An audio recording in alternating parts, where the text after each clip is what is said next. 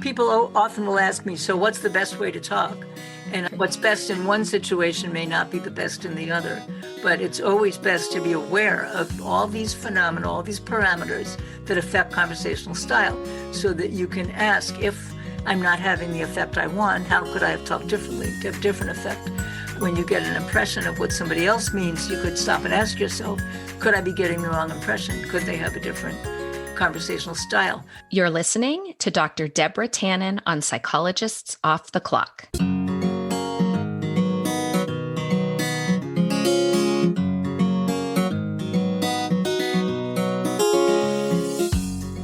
We are 4 clinical psychologists here to bring you cutting-edge and science-based ideas from psychology to help you flourish in your relationships, work, and health. I'm Dr. Debbie Sorensen, practicing in Mile High, Denver, Colorado. I'm Dr. Diana Hill, practicing in Seaside, Santa Barbara, California. From coast to coast, I'm Dr. Yael Schoenbrunn, a Boston-based clinical psychologist and assistant professor at Brown University. And from sunny San Diego, I'm Dr. Jill Stoddard, author of Be Mighty and the Big Book of Act Metaphors. We hope you take what you learn here to build a rich and meaningful life. Thank you for listening to Psychologists Off the Clock. We're thrilled to be partnered with Praxis Continuing Education here at Psychologists Off the Clock because we really value our own continuing education. And I know, Jill, you've participated in a number of Praxis events. I have. Praxis is my favorite. I think probably the most memorable was when I participated in an ACT boot camp after I'd already been learning and doing ACT for about 15 years. And I still got so much out of the training. I have a memory of Steve Hayes jumping off of a phone book to demonstrate how small your committed action can be. And sometimes I'll bring up that memory and use it with my clients. And that's probably from 10 years ago. The Praxis also continues to evolve and change over time. It integrates new therapies as they come out. It has trainings in compassion-focused therapy and acceptance and commitment therapy and radically open DBT. If you go to our website at offtheclockpsych.com and visit our sponsorship page, you can get a coupon for $25 off. So check it out. We're also affiliates with Dr. Rick Hansen's online Neurodharma program and his Foundations of Wellbeing programs. And you can find out more about them at our website, offtheclockpsych.com, where you'll get a $40 discount. So I'm here today with Yael to introduce this episode with Dr. Deborah Tannen. And I found the information in this episode really fascinating because what Dr. Tannen talks about is conversational style and how we often have misunderstandings when we have a mismatch in the way we talk about things. So for example, she talks a lot in the episode about directness versus indirectness. And sometimes we think we're being direct when really we're being indirect and vice versa. And what I came away from this with is needing to have a keener ear and noticing when the people that we're talking to might have a different conversational style. And that when we notice there's a mismatch, it might allow us to work around misunderstandings. But Yael, I was excited to do this intro with you, given that you're a couples therapist and I am not a couples therapist. So I'm curious, what are your thoughts in terms of, what we can learn from this episode and how we can really apply this knowledge? Yeah, as I was listening to the episode, it just really struck me how relevant so many of these messages are for the kind of couples work that I do, because one of the core messages really is to gain flexibility and awareness of what conversational style works best in a given circumstance. And so I think this question of, how does it come up in couples therapy? And then what are tools that couples might take away from couples therapy is one that most listeners might benefit from. So for example, I often have partners that miscommunicate a lot without understanding why. And so part of the couples work is to figure out where the misunderstanding comes from. So one of the culturally familiar examples of different ways that people talk and express love is this idea of love languages. This comes from Gary Chapman's work, and he offers 5 different love languages that people sort of have primacy in. So I may be more likely to communicate my care for somebody through words, and my partner may be more likely to express their care for me through gift giving. Those are 2 of the love languages. And so if you can kind of figure out your style of language and then your partner's style of language, then it becomes a little bit easier to figure out where the flexibility needs to come in.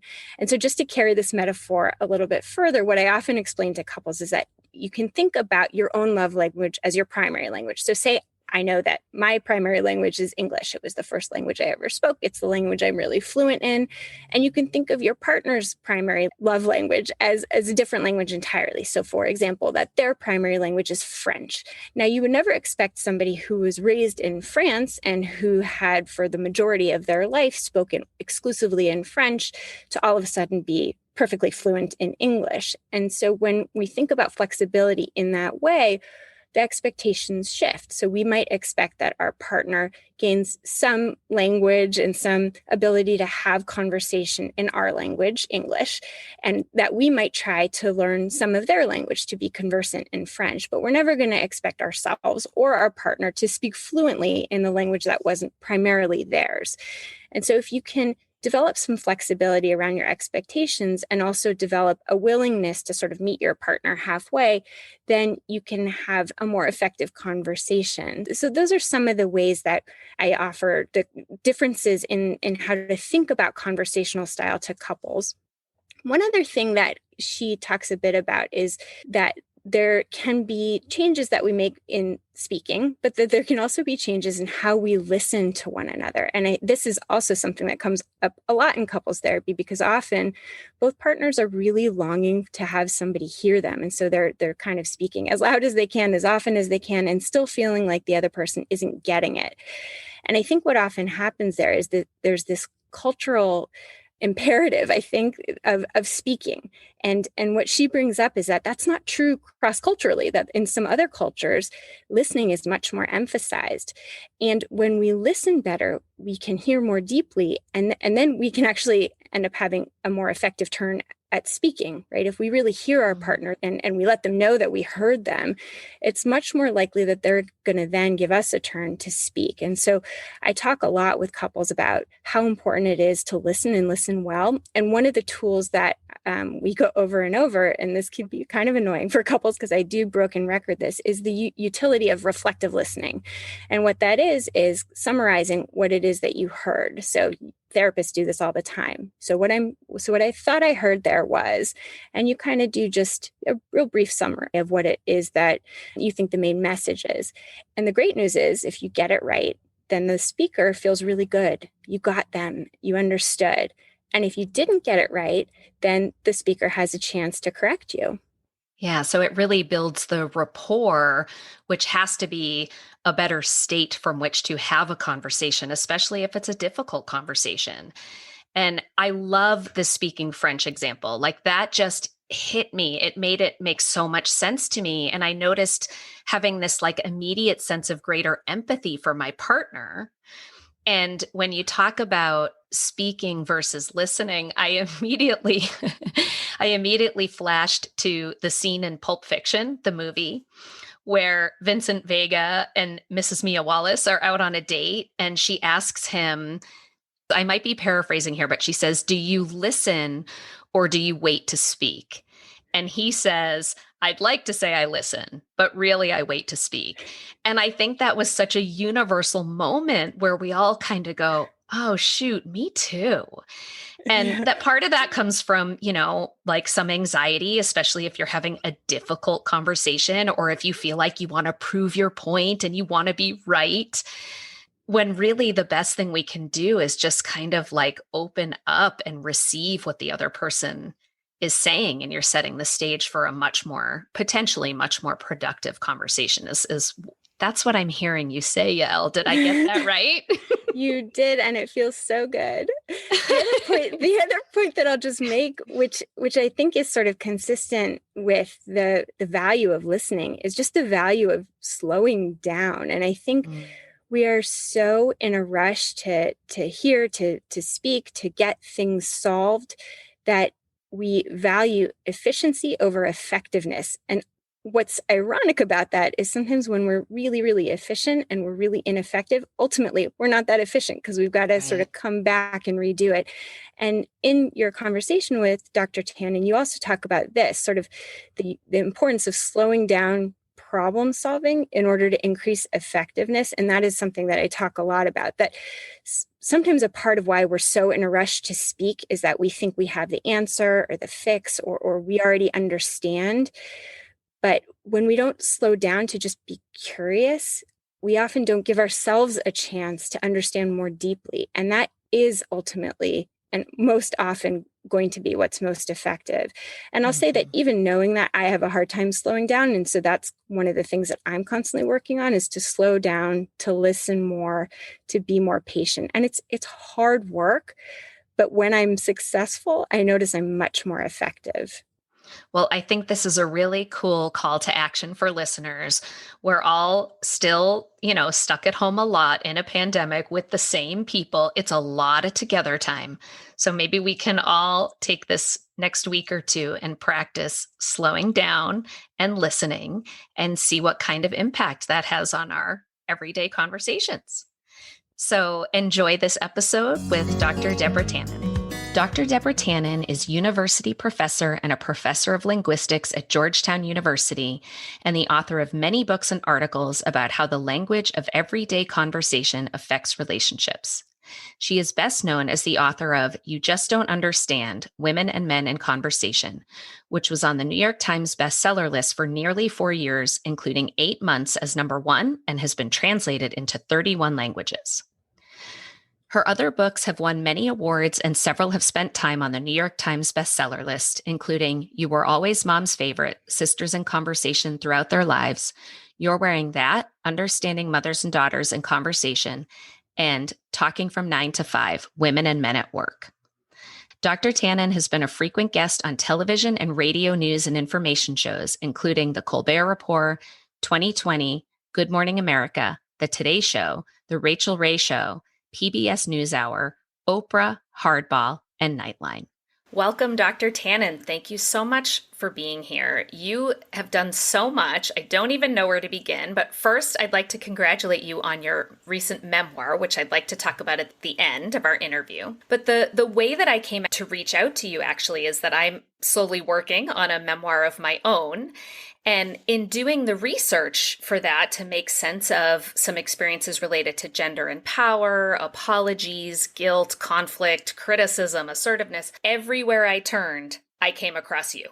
And I found it all just so incredibly fascinating. And so I thought, why not see if I can have a conversation directly with Dr. Tannen that others might benefit too. So since you are an expert in all things communication, maybe we can start with how this is most relevant with everything that we have going on today. I mean, between the pandemic and the election and the racial justice movement, there's certainly no shortage of places that we can go. But I thought maybe we could start with communication at home. Thank you. Thank you for that lovely introduction and for mentioning my memoir, which, yes, I'm very excited about, so different from everything else I've written. My own work is about ways of speaking. The huge difference is that now everybody's home all the time. So if you have certain frustrations with your partner or whoever you're living with, your kids, your parents, that if you worked, you got out of the house and you were in a different environment. And it's been fascinating that some research, including the work of Arlie Hochschild, she would be a great person for you to talk to if you could, that many women looked forward to going to work. They found that easier to manage than their lives at home, that the second shift at home was more challenging than the first shift at work. So because couples are home all the time, parents and children are home all the time, siblings are home all the time, the kinds of frustrations that were common across genders, across ages, just across different conversational styles, that's going to be amplified now. So let me just say a little bit about what I mean when I say conversational style.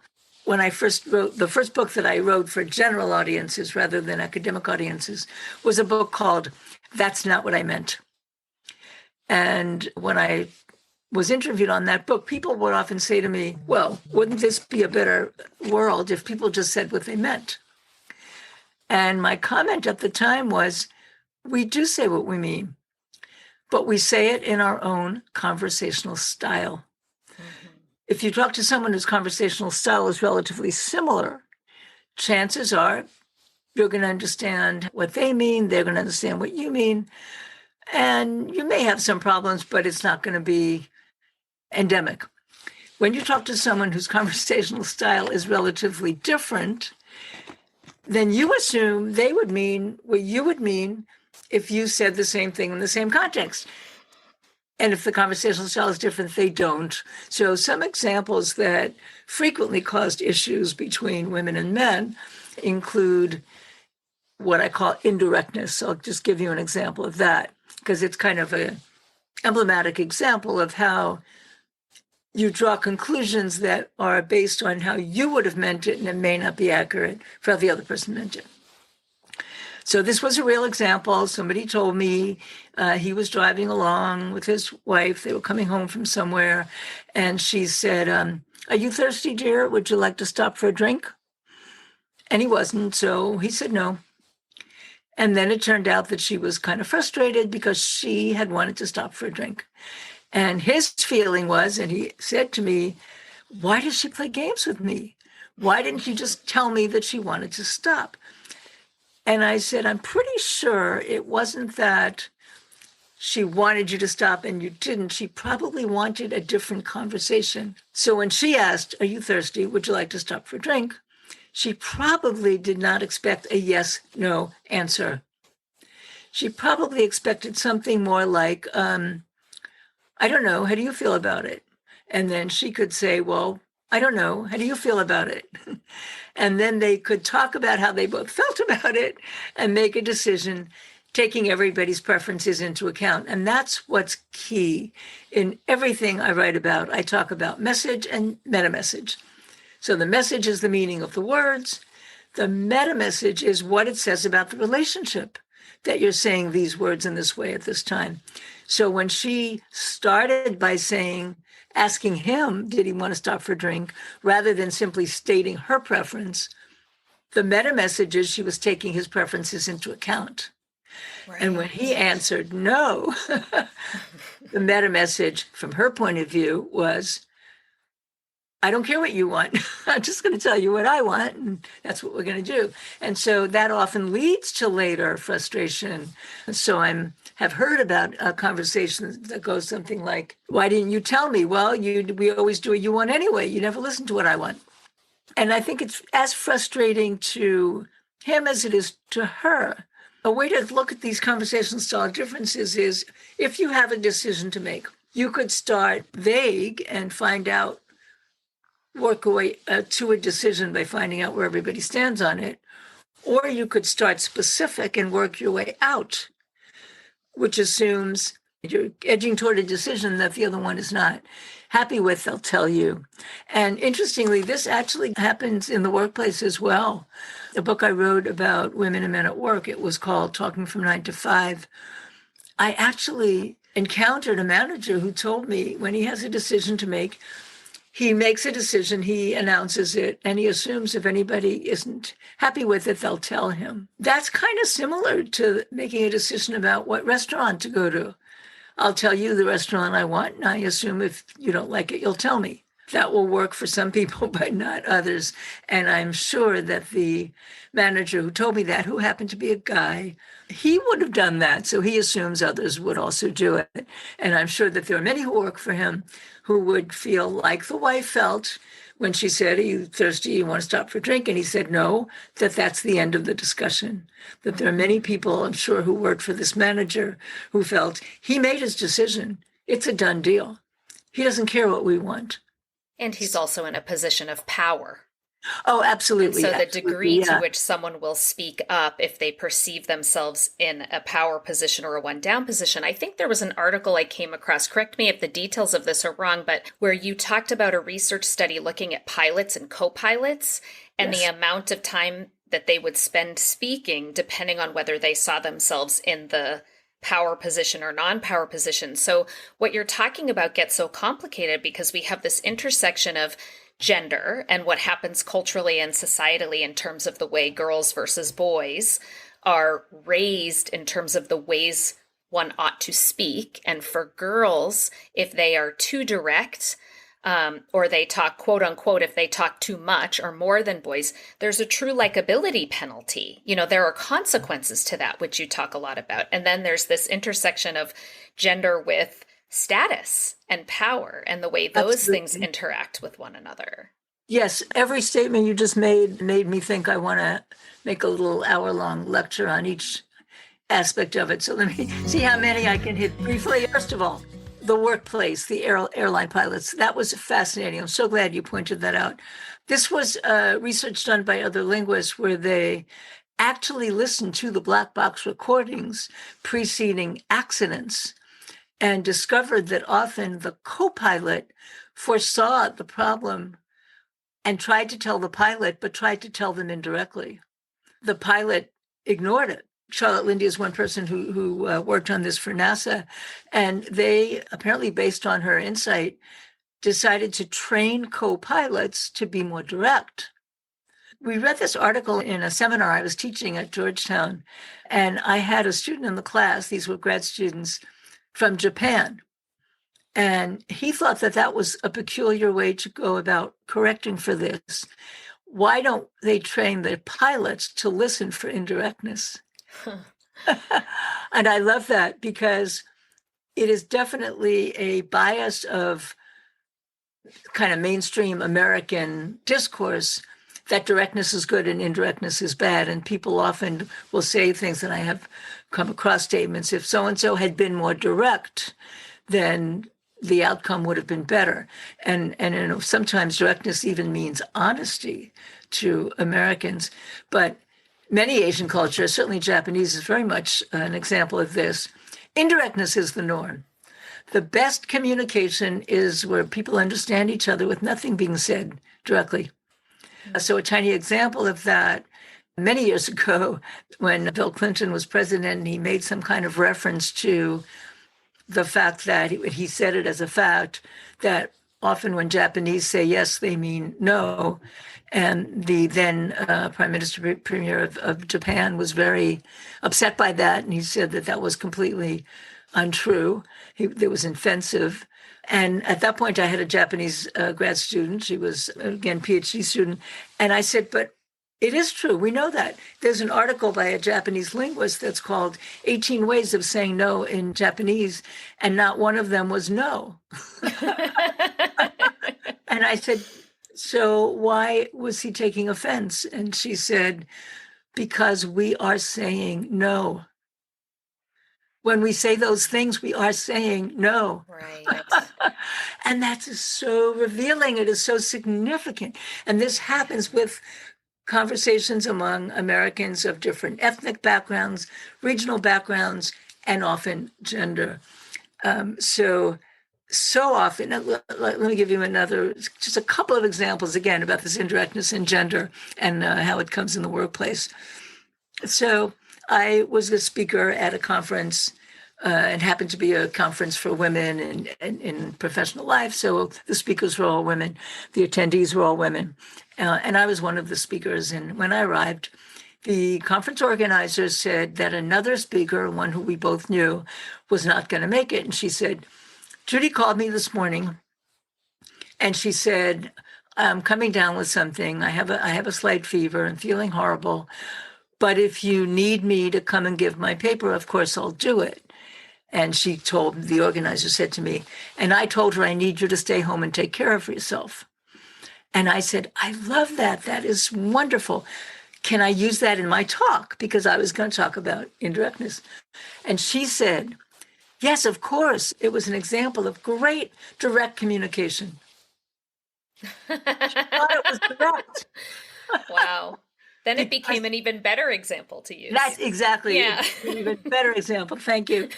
Exactly the kind of thing that this Japanese student of mine commented about when we hear ourselves as saying no. It was completely self-evident that when Judy said, I'm sick, but if you need me to come and give my talk, I will, she knew her friend wasn't going to say, I don't care if you're sick, you come and give that paper. So it was just an agreement to say she couldn't come in a way that was more polite in a way, kinder. So she didn't feel like she was backing out of her own decision. The one running the conference didn't feel that this speaker had finked out. She had been gracious and told her not to come, everybody feels better about it. But it was completely clear. And so if clear is direct, then well, it took me a minute clear. when you first said, she said it was a good example of direct communication. My brain initially went, yes, it is. Like it took me a second to go, oh wait, no, it actually isn't. Yes, but it was clear. And not only kinder, but it focuses on the rapport building dimension of the conversation, which is something you talk about a lot. Yes, in terms of the way women tend to communicate versus the way men tend to. Yes, in the book You Just Don't Understand, I talk about rapport talk and report talk. But report talk can create rapport if you both agree that's the best way to communicate. Right. And so I think it's so important to keep in mind, this is where the linguistics come in, that communication is a ritual. We're not dictionaries. We're not walking dictionaries and grammar books. We use language the way other people use it. We say what we have learned over time is the right way to say things. This is where this idea of conversational style comes in. So someone who shares our conversational style shares our idea of how this conversational ritual should go. Mm-hmm. Someone who doesn't will say it's about you didn't say what you meant, but it's really that they don't share the ritual. So the part 2 of that example of directness, shortly after that happened, I was in the office of a colleague of mine, and her phone rang. This was before email, and this will be interesting to see how this plays out in email, but the phone rang and I heard her side of the conversation. And it was something like this. Oh, I don't see how I possibly could. I am so overcommitted this term. I'm teaching an overload class. I've got 2 dissertation students that are finishing up this term. I'm on so many other, there's just no way I can do it. But if you can't find anyone else, of course, I wouldn't let you down. And then she hung up and she looked at me with genuine shock on her face. And she said, I can't believe it. I told him I couldn't do it. And he put me on the committee anyway. And so, of course, I pointed out to her, you told him in your style that you couldn't do it. But you ended up saying if he really needed you to, you would. And he took you literally. Now, it could be he knew she didn't mean it and just took advantage. That indirectness gives you an opening. But I think it's quite likely that he really believed that she meant if he really needed her, she'd do it. And he really needed her. Just as when the sick speaker said, if you really need me to come and give my talk, she knew she couldn't say, I really need you. Right, of course. And this makes me think about what you were saying in the Japanese culture. Someone's point of view is you need to be more direct. And the Japanese students said, well, why can't you learn to listen for indirectness? And it makes me think in terms of gender, we're hearing a lot these days about women, you need to lean in, you need to demand a seat at the table and speak up more. And, all of these kinds of things and stop apologizing so much. Right. But in essence, it's sort of like we're saying, women, you need to be more like men. Instead of saying maybe men need to apologize more.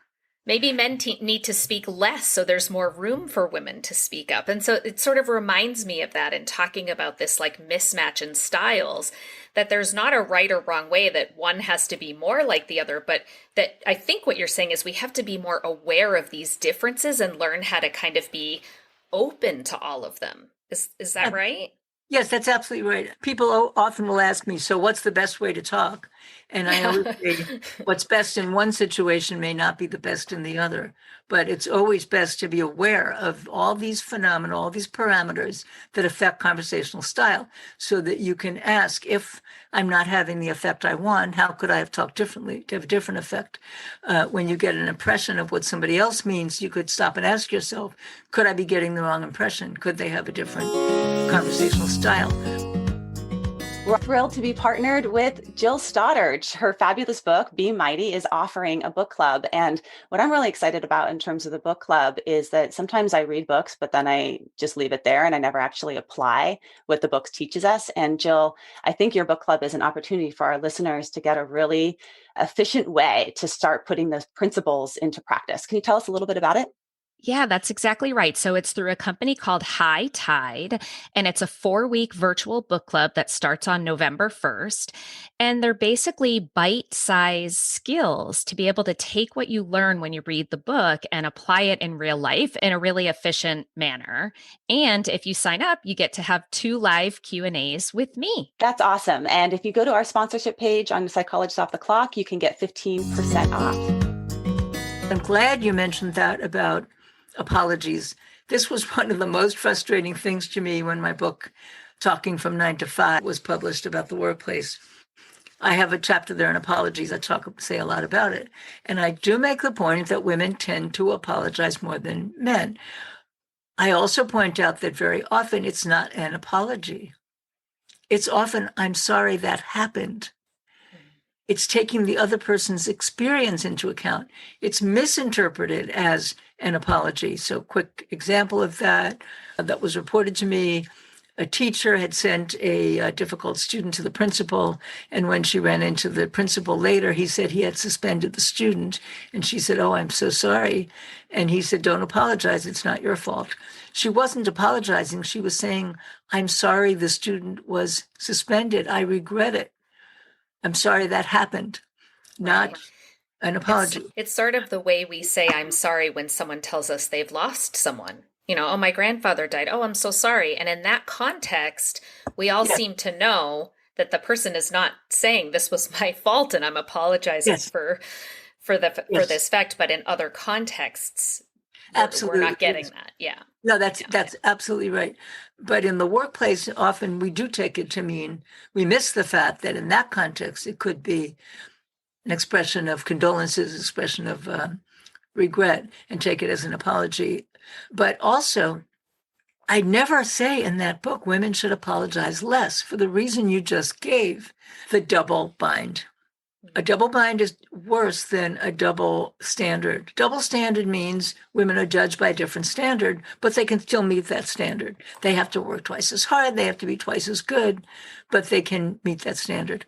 A double bind is a situation where you have 2 sets of requirements, and anything you do to fulfill one violates the other.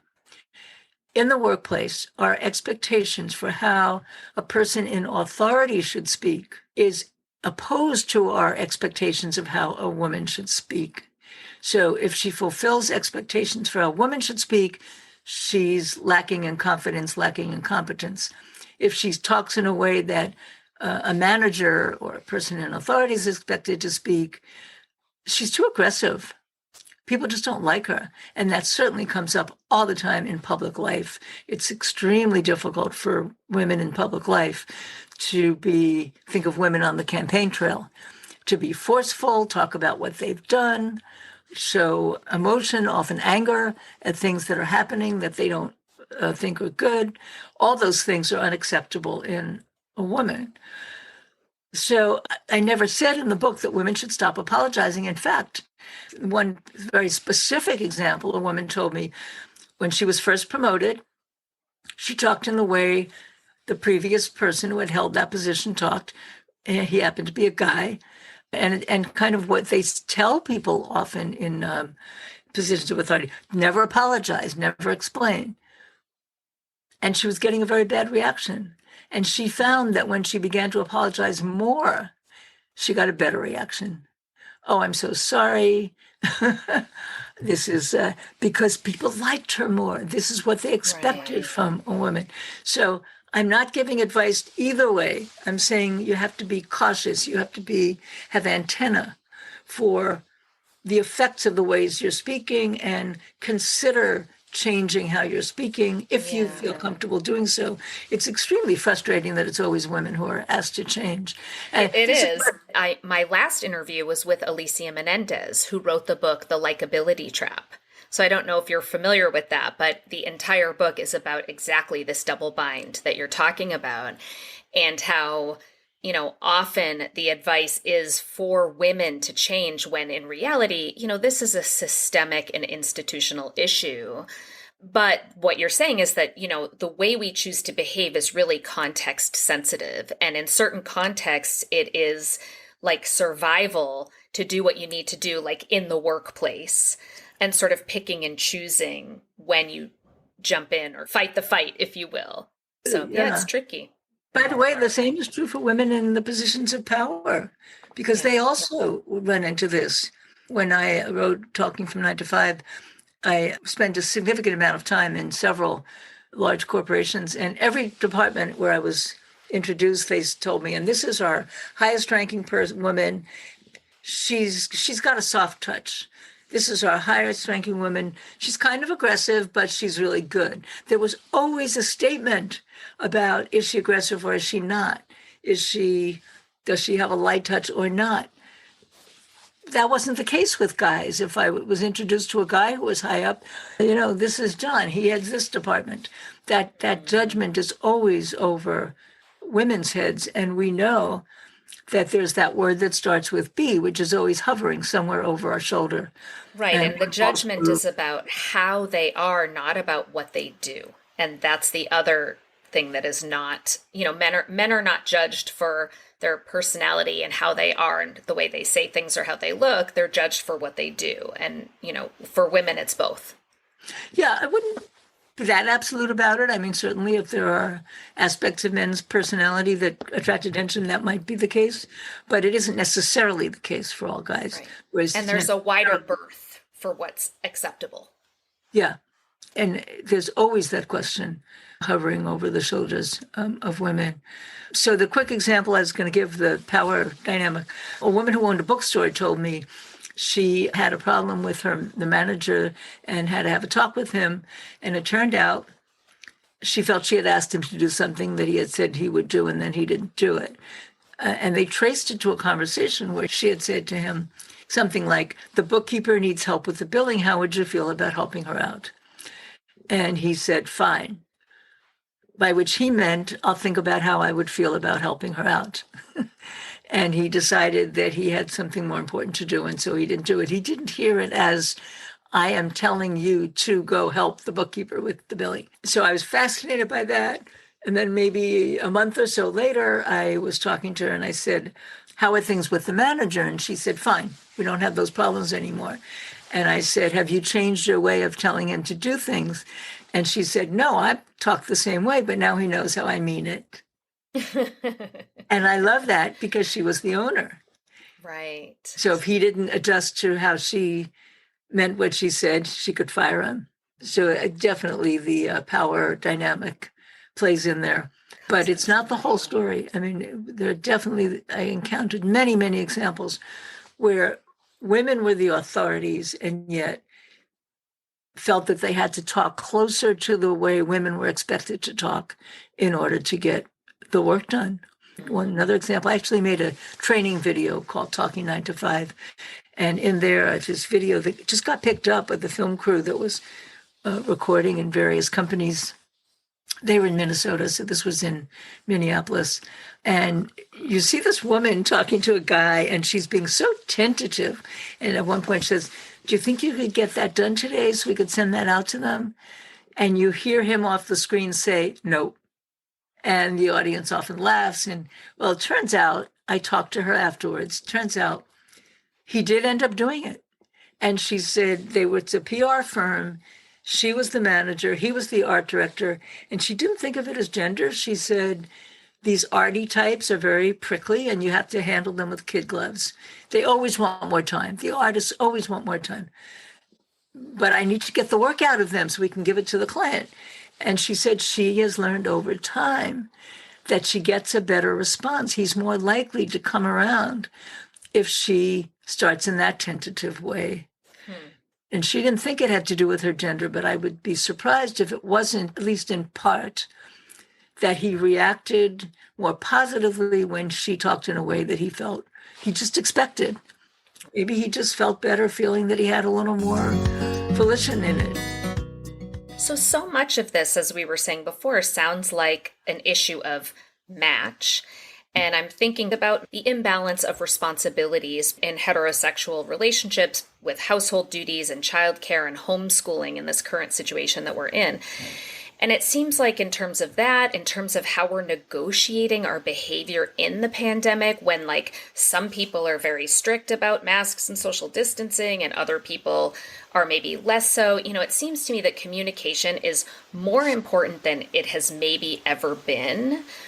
And that if we're going to be navigating these difficult conversations, one of the things that we need to be listening for is different conversational style, and either calling that out, by saying, well, I think what you're saying is this, or I think what you want is this, or trying to match it if we are sensitive enough to be picking it up. Whereas what I think happens is people either avoid having the conversation altogether, they begin the conversation, and when there is that mismatch, they get frustrated and just cut it off. But like not pushing forward to the point of trying to come up with a mutually beneficial resolution. Like we don't have to agree about having the same rules on masks and social distancing, but we have to find a way to come together if we're going to hang out as friends, or if a workplace is asking staff to return who aren't feeling safe, or with holidays approaching and some family members wanting to fly to visit one another and others lacking that comfort level. These are all things that require really difficult conversations. And what I'm hearing you say is that, conversational style is going to be critically important in how well those conversations go, like in terms of how productive they end up being. If you're looking for a great way to support us here at Psychologists Off the Clock and make your life easier and healthier, you should go to my new favorite online store, Thrive Market. Thrive Market carries all your grocery and household essentials with the convenience of getting everything online and then quickly shipped right to your door. And right now, you can get 30% off your first order plus a free $60 gift if you go to thrivemarket.com/POTC. I love that I can use specific filters to curate my shopping experience so I can find organic meats and low sugar snacks for my kids. Plus, when you join, they give to a family in need. How cool is that? So join in on the savings with Thrive Market today and get 30% off your first order plus a free $60 gift. Go to thrivemarket.com/POTC for 30% off plus a free $60 gift. That's THRIVE market.com/POTC. thrivemarket.com/POTC. I know I talk about my kids a lot, but I also have two adorable dogs, Tilly and Hazel. We love to spoil them, which is why we love Whole Life Pet. Whole Life Pet makes single ingredient treats, meal mixers, supplements, and hydrating snacks for both dogs and cats. And if you try out Whole Life Pet, you're surprising your pets with fun new flavors while also supporting Psychologists Off the Clock. Visit wholelifepet.com and use promo code POTC to get 25% off your first order with free shipping over $50. When I open the Tuscan Blend Bistro Bowl meal mixer to add to Tilly and Hazel's food, they start wildly sniffing and can't wait to dig in. The best part is Whole Life Pet uses a freeze-dried process that locks in nutrients and freshness, and they never add chemicals, additives, preservatives, or anything artificial. Visit wholelifepet.com and use promo code POTC to get 25% off your first order with free shipping over $50. If you're unsure about what to try, you can fill out their short questionnaire by clicking the red Start Today button on the home page. It will ask you a few questions and make custom product recommendations for your pets. Visit wholelifepet.com and use promo code POTC to get 25% off today. Yeah, that's absolutely true. We have to also start from the assumption that everybody's nerves are raw. Yeah. Everybody's under pressure. Everybody is feeling high levels of anxiety, fear. Everybody is experiencing, was Michelle Obama who put it this way, a low level of depression. Because we're all in this bizarre situation and getting scarier and bizarrier by the minute. So keep that in mind. If something that somebody else says rubs you the wrong way, maybe stop for a moment and ask whether you also might be occasionally talking in ways that might rub others the wrong way because of this pressure that we're all under. Second thing I would say is meta-communicate. Talk about the communication. So if you feel that you've interpreted something somebody said in a way that is upsetting to you, just check that that really is how they meant it. It would be helpful more often to say to somebody, well, how could I have said that differently for you to have heard it differently? Is there something about the way I said it that puts you over the edge? And be open to them telling you what it was about the way you said it that pushed them over the edge, and consider stopping for a moment and maybe trying to say the same thing in a slightly different way. And it's really important. I mean, psychologists say this all the time. Talk as much as possible in terms of what things make you feel rather than what's wrong about what they said or did. The I statements instead of you statements. You know, we talk so much about the meanings of words in conversation, but when you have an ongoing relationship, the meaning of everything you say comes partly from everything you said before. And we all bring that to the current conversation. And so just being aware of that can be very helpful too, to step back and ask, did he really say that? Did she really say that? Or am I assuming it because of conversations we've had before? Be very careful of email. I think email is an extremely mixed blessing. So often I do it myself all the time. A little voice is saying in my head, don't do this on email. It's not a good idea. But I'm in a hurry. I have so many other things to do. You dash off an email. It's satisfying. You've gotten it done. Also, you've had the chance to express your side of it. But often you get carried away when if you had the person in front of you and they were to tell you their perspective sooner, you wouldn't keep going in that direction. Right. And I think the same thing happens with text messaging too. It's so much emotionally easier to shoot off a text than it is to have a one-on-one conversation. But there's so much space for misinterpretation or assumptions about tone. Right, exactly. People have very different ideas about what's appropriate to say. What the opportunities for misunderstanding are just enormous when it's written language. You don't have tone of voice, you don't have facial expression, you don't know what mood the person is in when they're getting it, reading it. You may be going off on a text message. That person may feel this is not appropriate topic for a text message. Right.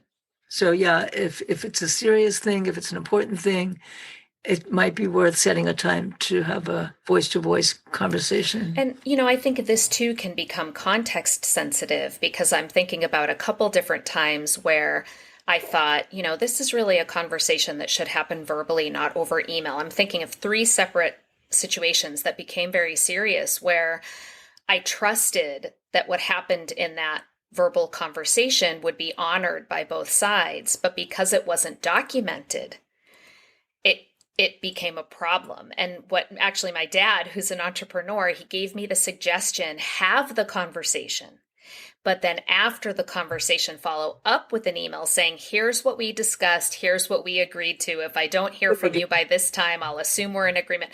So you're kind of killing 2 birds with one stone, which I think is excellent advice. Yeah, it's a great advice. You're getting the advantages of both. You have the conversation to negotiate making a decision, and then you have the written form to make sure you both agree on where you're ending up.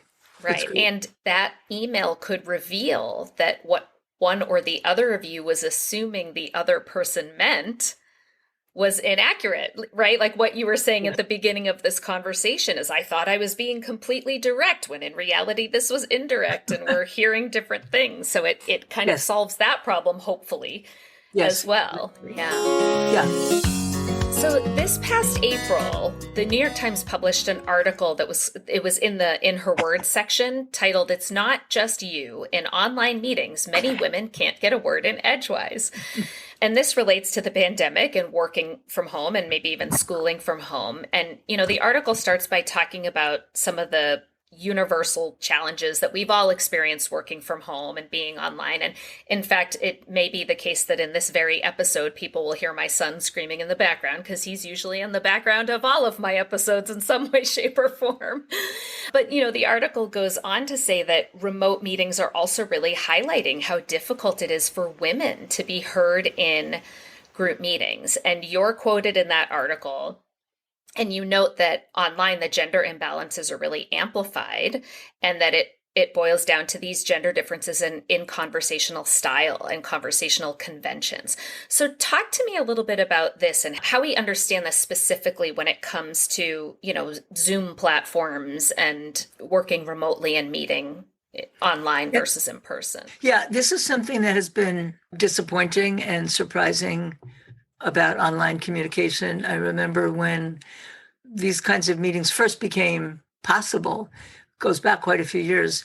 I was invited by the director of some division at a major corporation to come and talk to them, and they were just initiating these kinds of meetings. At the time, it would have been, I don't remember what the platform was, but it was very, very early on. And they were so optimistic. They knew that it was a problem. Women weren't getting heard at meetings. In fact, at one point, the possible topic for my book, which ended up being called Talking from 9 to 5, a possible title was, Didn't I Just Say That? Because it was such a common experience of women that they said something at a meeting and it was ignored. And then later, a guy says the same thing and suddenly it's a great idea, but now it's his idea. And people really thought, this is so great. It was not a visual platform. It was just typed words. And so they felt people won't see if it's a woman or a man. So they'll listen to them both equally. That inequality won't surface. And it turned out that it did. Big disappointment. And part of it was the way that the women and men were speaking, that men tended to take more time, take up more space, say things with more definiteness, not start with disclaimers like, I don't know if you've thought of this, but this may not really be a good idea. And it's the kind of thing, it's so stereotypical. It's easy to say, oh, you're just doing stereotypes here. But then research finds that it still is the case. Women are still often starting that way. Other women they don't really listen to it. They just block it out. We don't hear that. We just know that's ritual. Again, conversational ritual. We realize, oh yeah, that's just the way she's starting. And then you listen to what's said. But those who don't start that way take it literally. I guess she's not sure. I guess she doesn't really have that much basis for what she's saying. And they draw conclusions based, and not just about what she's saying, but the kind of person she is, which is even more damaging to women. So when all these meetings started going online with Zoom, there was the same optimism. Everybody's going to have a chance to get heard. And some women have reported that they do find it easier, but many say that they don't. And the research that was reported in that article indicated that there is evidence that women are still having trouble getting heard. It seems like part of it is you don't want to interrupt. And so you're waiting for the pause, and that pause never comes. Sometimes the chat box can be helpful. You type things in the chat box, and so you get it out there. But sometimes what's in the chat box is ignored because who has time to read the chat box? In the book Talking from 9 to 5, I talk about a Japanese tradition, which was called nemawashi, and I was told this by a Japanese woman who wrote a book about comparing Japanese and American communication style. Her name is Haru Yamada. And she writes about how in Japanese culture, business culture too, you don't try to make a decision at a meeting because not everybody is going to be able to say what they think at the meeting. So the person who has the power talks individually to each person privately, gets a sense of what everybody thinks, where everybody is. And then the meeting is a way to get everybody's buy-in and agreement on the path forward. Oh, that's it's time-consuming, but it certainly would be a better way to make decisions if you have the time to do that. And women always do better if they're given a platform than if they have to claim the platform because of that double bind. Yeah. And I think you had mentioned, I don't remember if it was this article or another one, but you talked a little bit about how this is also affecting kids and teens and young adults who are now schooling online. And there was a certain expectation that the kind of greater anonymity would help kids to talk more, but the opposite was found. Am I getting that right? Do you know what I'm talking about? Yeah, I think we talked about how I taught on through Zoom in the spring term, as I'm not teaching this term, but I did last term. And many of the students in the class, I had about 16 students in the class. It's always a challenge to us teachers getting the quiet students to talk. And many of us thought, great, this is going to make it easier for the quiet students to talk, and it didn't. Very often the quiet students found it even more intimidating to talk with all these faces staring out at you. Right. And you kind of feel like you're being stared down by everybody. And the thought that all these faces are going to be staring you down if you talk makes it even harder. And I think I read somewhere too that the having your own face staring back at you is something that's become an obstacle for people. They become more self-conscious when they can see themselves, even absolutely. more so than other people. Yes, absolutely. Yeah. There is a feature, where you can make yourself invisible, and it's probably a good one to try to use sometimes. But yeah, that you're looking at yourself the whole time. And when in real interaction, face to face, you don't stare at people nonstop. You glance at them, you glance at other people, you glance around the room. But with Zoom, you're staring the whole time at the screen, which is part of, I think, why it's so exhausting. One thing that my students did help me understand, and maybe people can use this in running meetings, the one function that they told me worked even better through Zoom than it did in person. I frequently broke the class into small groups, because that way everybody could participate. And they said that the small groups worked even better as breakout rooms on Zoom, because they didn't get distracted by hearing the other people in the other groups, that they could really concentrate on the small group. And 3 seemed to be the best number. That's good to know. I don't teach myself anymore. I did for a long time, but I do online webinars and things like that, and I'm still experimenting with some of these different modalities. So it's great when research and experience can really lend a voice to how best to do this, to get over some of these obstacles. So, well, I realize we are coming close to the end of our time, so I want to make sure we take a minute. So you've just published a new book, and I believe this is your 26th book, right? On top of all the other countless articles and things you've done. And this one is, as you had mentioned earlier, totally different from any of the ones you've written before. So tell us a little bit about this book and why you decided to write one that's so different from everything you've been doing. Yes, thank you for asking. This book is about my father. All my other books are based on my area of expertise, language, how language affects human relationships. This book is called Finding My Father, his century-long journey from World War I Warsaw and my quest to follow. Why did I want to write a book about my father? And it took me so long to write. Sometimes I think it took me as long as it took me to write all the others put together. I first got the idea back in the 80s. I got very serious about it in the 90s. Then put it aside. I wrote a first draft around 2012, and now here it is coming out in a pandemic, as it happens. Why did I want to write it? I can answer really on 2 levels, and maybe a bit of a third: the personal and the historical. The personal, I adored my father. When I was a kid, though, he was never home. He was at work, and he was also very active in politics, so he was either doing his political work or his paid work. And I'm the youngest of 3 sisters. So even if he was home, he didn't have a whole lot of time to spend just with me. I was kind of envious that my oldest sister had him to herself for 6 whole years before the next one was born. I never had him to myself. And so after he retired, he himself developed a real passion for talking about his past. He was born into a Hasidic family in Warsaw in 1908.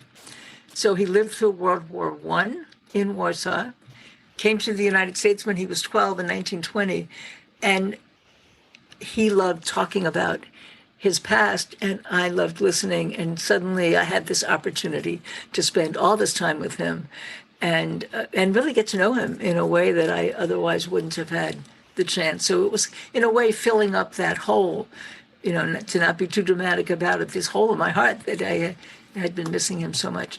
But as he talked, I realized that this was an account of the 20th century. He lived to be 98 from 1908 to 2006, and he was completely with it until the end.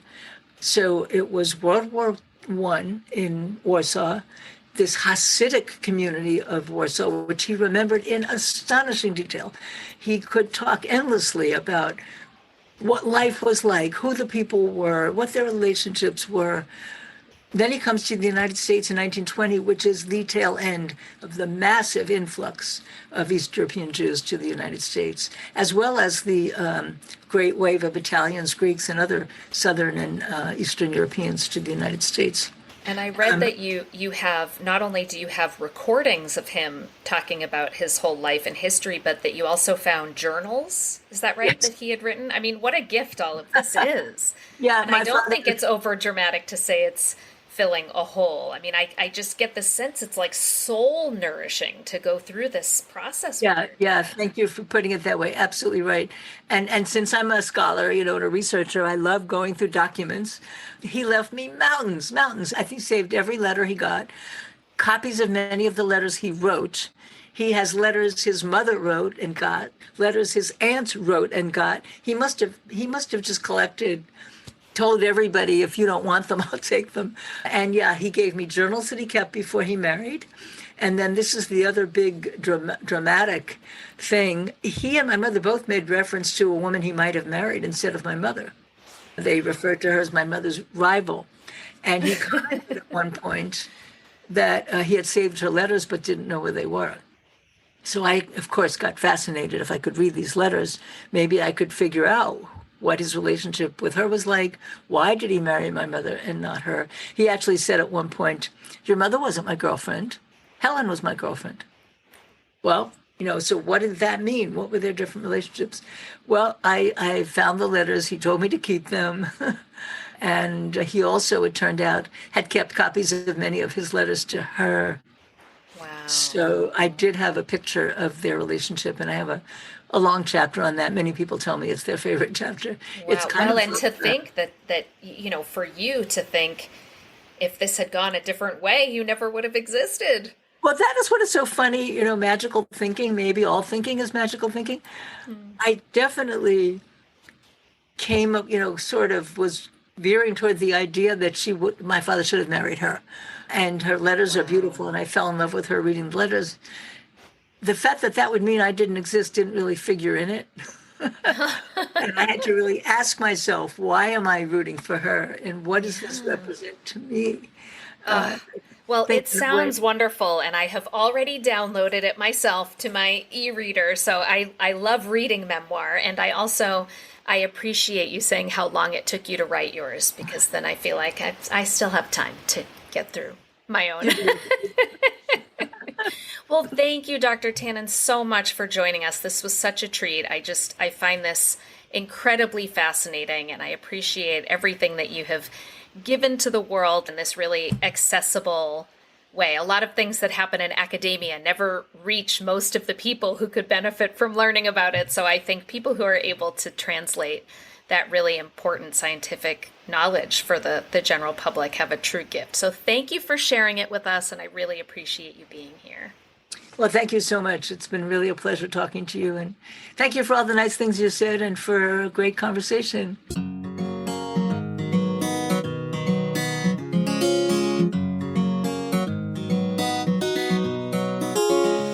Thank you for listening to Psychologists Off the Clock. If you enjoy our podcast, you can help us out by leaving a review or contributing on Patreon. You can find us wherever you get your podcasts, and you can connect with us on Facebook, Twitter, and Instagram.